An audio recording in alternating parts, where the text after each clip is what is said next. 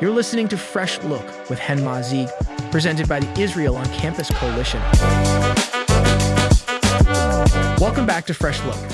This week's episode features award-winning journalist and world-renowned op-ed columnist Bret Stephens.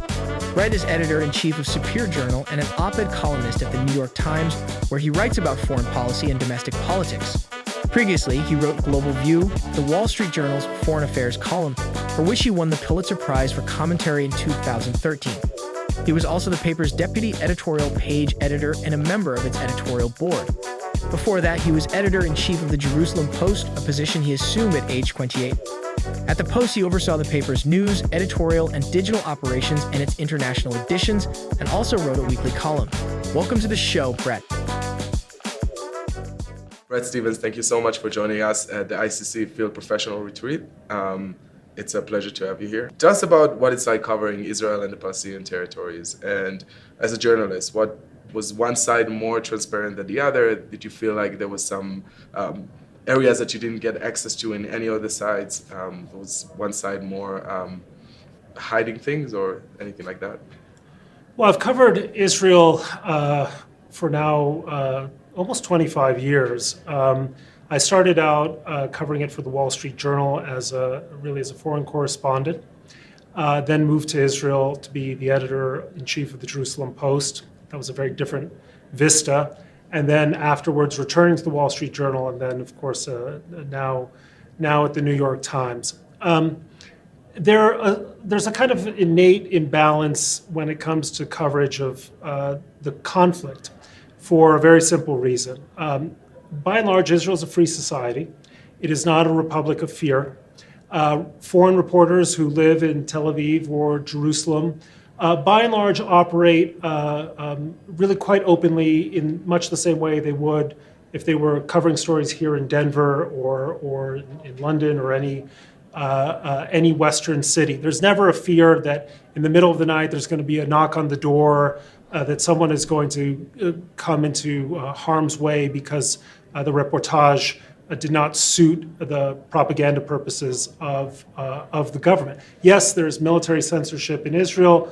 Those are well-established rules, and you can find similar things in other Western countries, but by and large open. Covering Palestinians was always much more difficult, in part because most Western reporters rely on stringers for local access, for translation, for setting up meetings.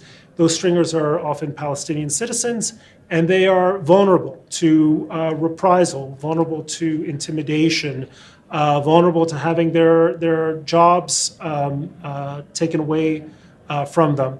And that's why you have situations such as what happened just before the beginning of the pandemic, where there was a major uprising in Gaza by Palestinian people fed up by the misrule of Hamas, a dictatorial and kleptocratic government. And it was hardly covered at all in the Western press. Obviously, a major news story not covered because Western reporters, I suspect, were worried about their stringers, were worried about access, were worried about their safety in Gaza. So that's a fundamental imbalance. There's a lot more than can be said, but why don't I start with that?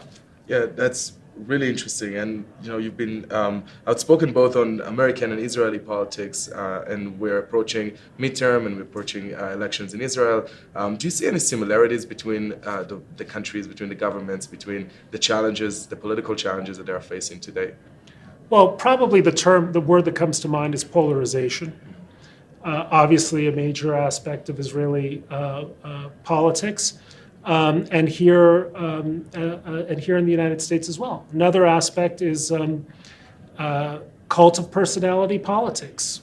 Certain political leaders dominating their parties, almost as if they were indispensable to the future of those parties.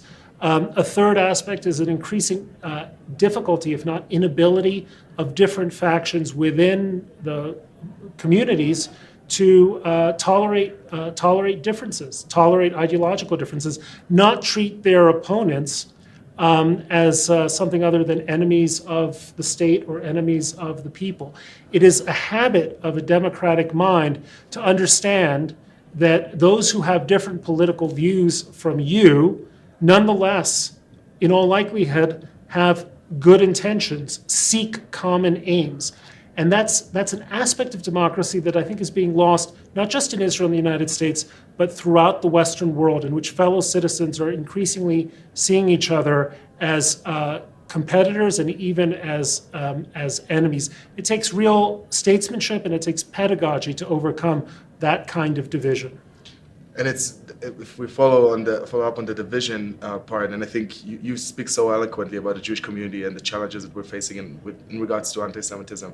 I had a conversation with a friend of mine that is a top policy person in a social media giant. They're trying to decide what is hate speech against the Jewish community, and when anti-Semitism, when it's targeting Israel, when is that a problem? And part of the challenges is that Zionism is a political cause, and it's for them, they can't really categorize it as hate speech, or at least that's what he's saying.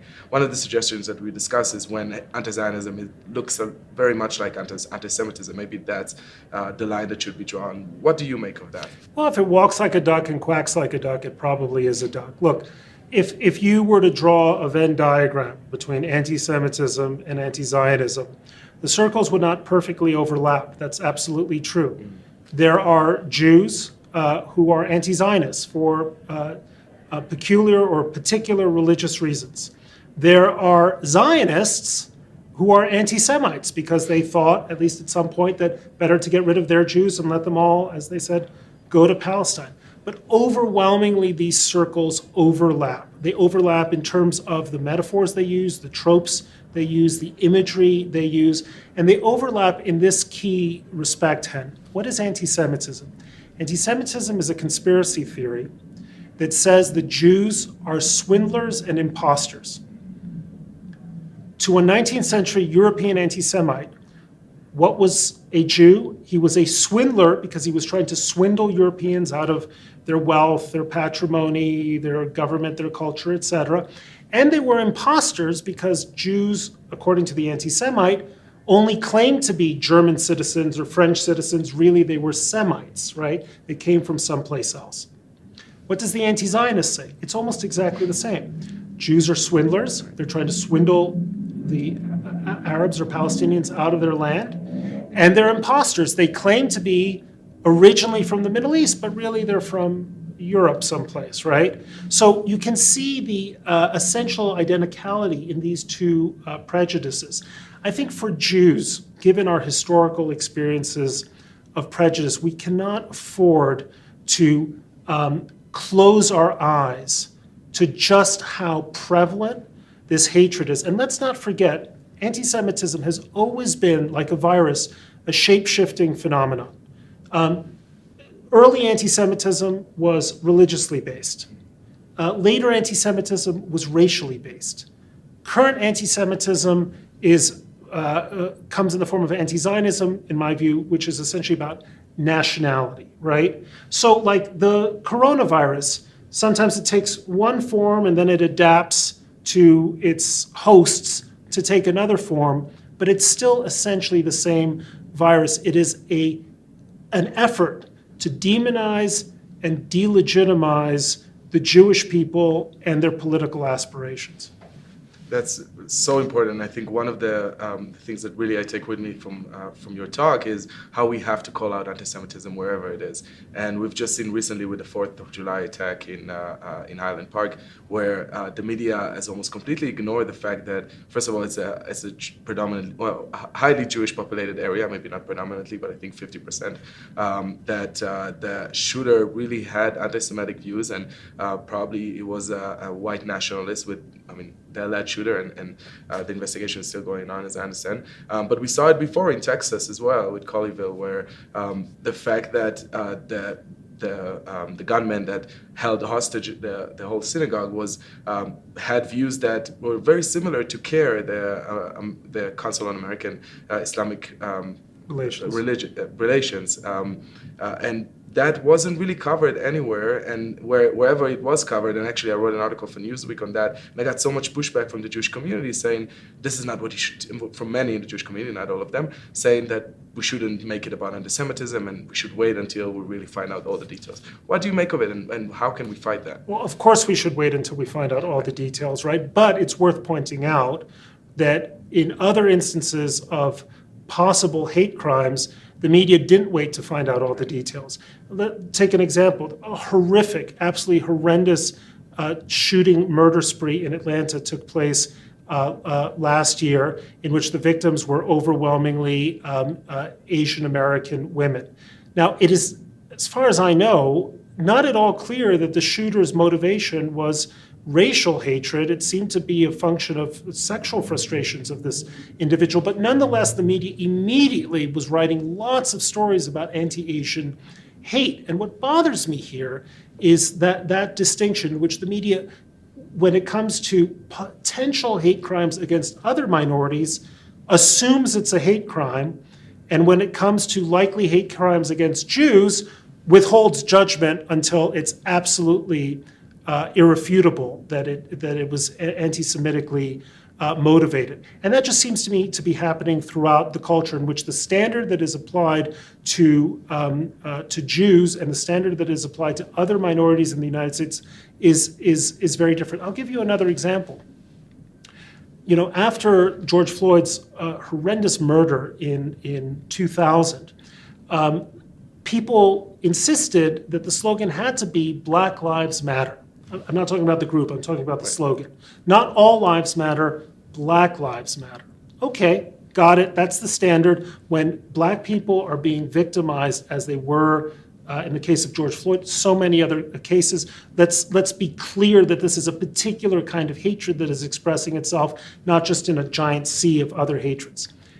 Fast forward to 2021, and you had nakedly anti-Semitic attacks in West Hollywood, in New York, and other places. And when you would see organizations, institutions, universities speak up about it, they wouldn't say Jewish lives matter or anti-Semitism is a problem. They would say, we denounce anti-Semitism as we denounce racism, misogyny, Islamophobia, et cetera, et cetera. So again, notice the distinction here, in which the victimization of Jews is treated by the culture at large as in a very different way from the victimization of other minorities. Denounce them in the same way. Have a consistent standard.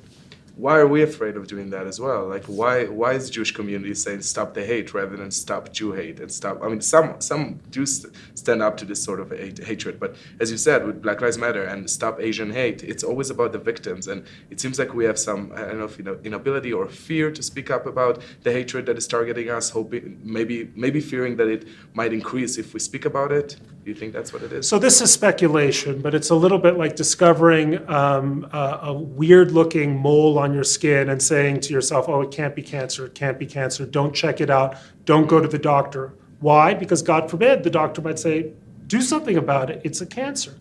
And I think the American Jewish community reached a point in the last 50 years when we were so thoroughly assimilated, we felt so completely comfortable in the mainstream of American life that it's hard to accept the possibility that anti-Semitism, which we thought was a story in the past for a Steven Spielberg movie, is actually very much a reality not just of the present, but increasingly of our future. There is a kind of a desire to look away.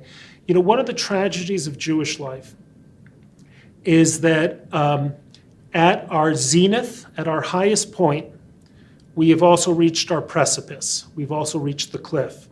It's a kind of a darkness at noon. I was thinking that in May of 1922, the most powerful man in Germany was a Jew. The greatest scientist, winner of the Nobel Prize in Medicine, Otto Meyerhoff, a Jew. The most important philosopher in Germany was Edmund Husserl, a Jew. 1922, 10 years before the Nazis, or a little more than 10 years before the Nazis came to power.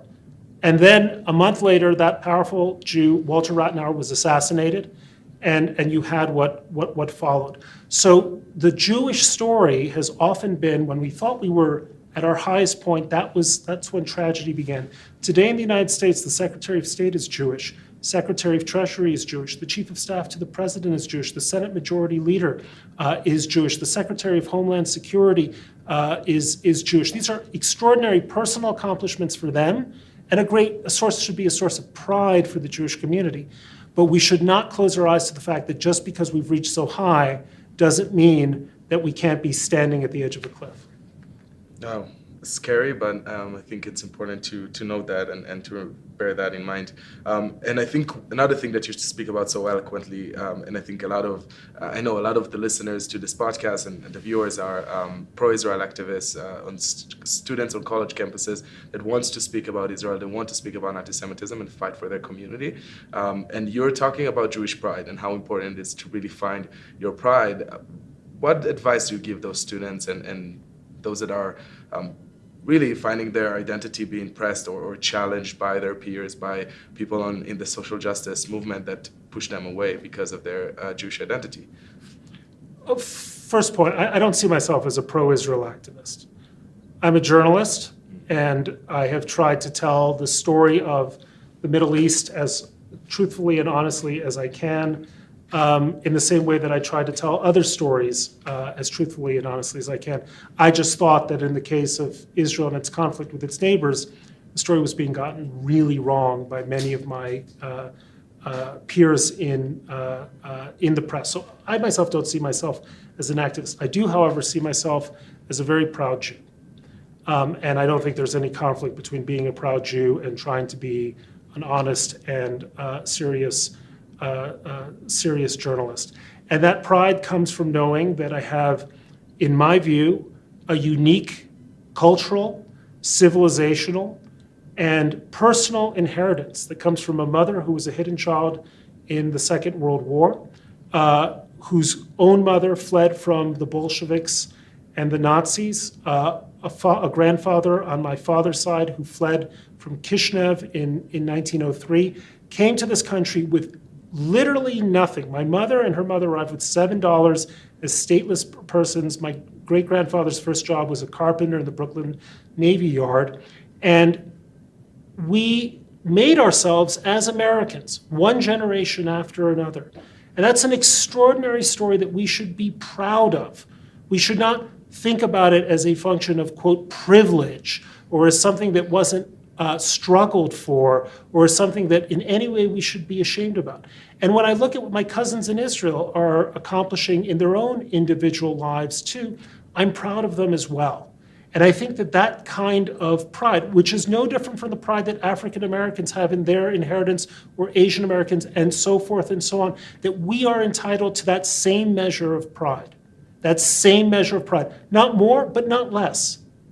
And I think that's what I would urge anyone at this conference or any Jew in the United States to feel that way. You are, in fact, the beneficiary of an extraordinary tradition, of a tradition that not only shaped but revolutionized the world. Make use of it.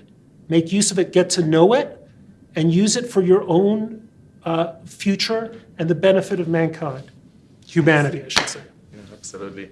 And that's a great way to finish our interview. Thank you so much for your time and for your incredible work that continues to inspire so many of us. Thank you so much. Thanks for joining us for this fascinating interview with Bret Stephens. If you like this episode, be sure to subscribe so you don't miss the next episode of Fresh Look. We'll see you next time.